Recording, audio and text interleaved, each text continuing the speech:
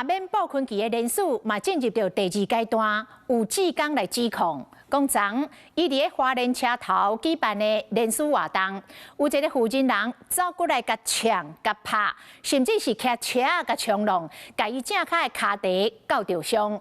警方讲，针对着暴力的行为，会积极来侦办，就算当事人无报案，嘛会主动介入了解。 谢谢你们回来花莲，这些字都不能压一起参与这一次的行动。然后花莲县不能这样选一块。志刚尽了解说，协助民众盗写罢免书，罢免保困期的行动进入到第2阶段。团队特别伫咧花莲车站设立联署站冲罢免。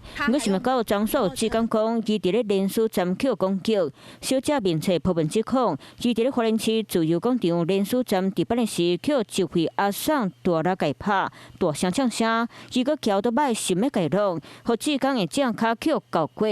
文章内底嘛讲到，小翔攻击事件，哪一摆跑过来，完全没有办法预防，因为我不知道背后会有人来偷袭我，然后他就连续拍打了我的那个背跟手背好几下，然后他就冲进去邮局里面了。 罢免保困期行动伫咧花莲各地继续进行，真侪志工拢来到协助民众联署。面对反对犯行为，罢免团体拢有信心。阳光花莲呢，也在接下来的每一个据点呢，我们都紧急发配了相关的密录器，然后还有一些加强跟警方做的联系沟通的部分。两边拢讲红，警察嘛已经介入了解这件争议事件。各项罢免联署活动。 每日均与负责人联系，并加强安危巡逻。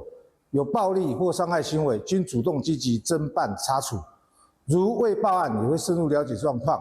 罢免行动，无论是支持或者是反对，拢会当为家己的立场讲话。不过，警察未来嘛会针对相关证书加强调查，避免冲突再次发生。